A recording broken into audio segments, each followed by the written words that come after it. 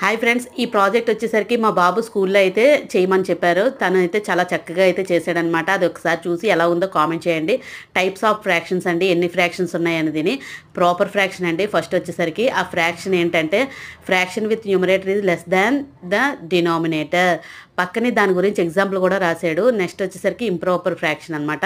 Fraction with numerator greater than denominator. ప్రతిదానికి పక్కన example అయితే ఉన్నది చూసినట్టయితే. మిక్స్డ్ ఫ్రాక్షన్ అండి. నెక్స్ట్ వచ్చేసరికి ఇలాగా అన్ని రకాల ఫ్రాక్షన్స్ అయితే రాశాడు.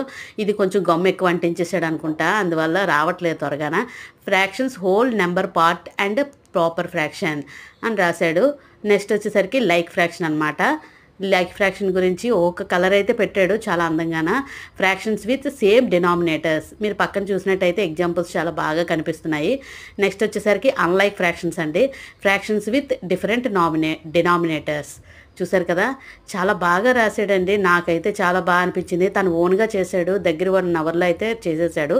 నెక్స్ట్ ఈక్విలేటర్ ఫ్రాక్షన్ అనమాట. దానికి కొంచెం కలర్ ఎక్కువ వేసేసినట్టుగా ఉన్నాడండి. కొంచెం ముద్దగా అయితే పడిపోయింది. చూసినట్టయితే fractions with same portion of whole అని రాశాడు అనమాట.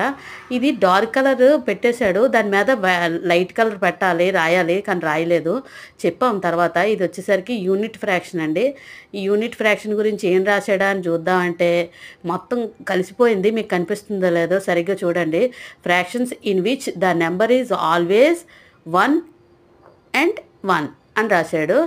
చూశారు కదా, చాలా చక్కగా ఉంది ప్రాజెక్ట్ అనేది. నాకైతే చాలా బాగా అనిపించింది. ఇంకా దీనికి కొన్ని టచ్అప్స్ అయితే ఉన్నాయి. ఏం లేదు, చెప్పాను కదండి, అది కొంచెం డార్క్ కలర్ అయిపోయింది. అది ఒకటి రాయాలి. మీకు ఇది ఎలా అనిపించింది ఈ ప్రాజెక్ట్ అనేది కొంచెం కామెంట్ అయితే చేయండి. చూశారు కదా ఎలా ఉందండి, ఒకసారి కామెంట్ అయితే చేయండి. చాలా బాగుంది కదా.